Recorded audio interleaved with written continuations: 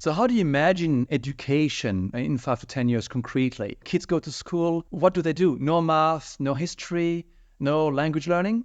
They all speak to AI? I don't think it's going to be that way. For some things, yes. Like the analogy is the slide rule. I remember when I went to college, the older guys who were like 4 years ahead of me had a whole course in college on learning how to use the slide rule. And one time I sat down with one of them. I'm like, how do you do logarithms with this thing? And it was very complex. And I could see why it took a course to learn it. We don't need it. We use a calculator. We've stayed a step ahead of that.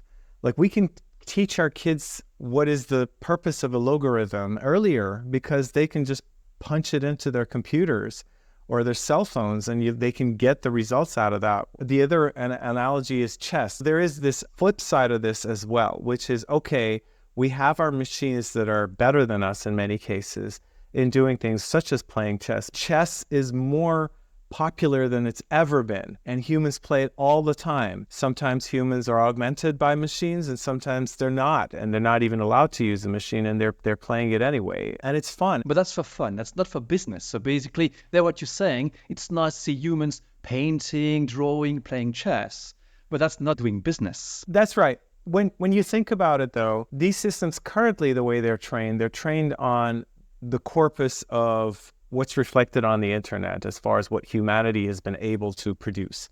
They're very good at interpolating that. So within that domain of all possible arts, for example, they can be creative. They can create an artwork that is an interpolation of a few of those artworks in some very creative way. Our role now is to push the boundaries of that and move outside of that.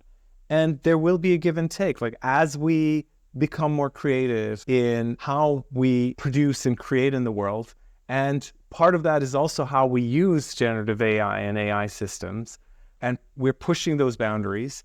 And that's then again reflected in the internet and the corpus of data that we have. And our AI systems are better for that.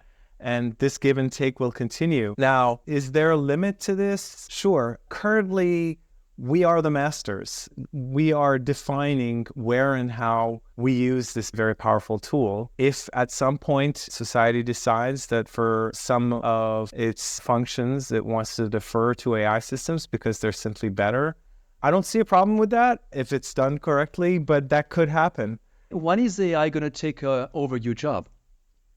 My job? Yeah, I mean, Yeah. those of us in AI are our worst enemies. I already use Copilot for writing code. I use GPT-4. I run ideas by it.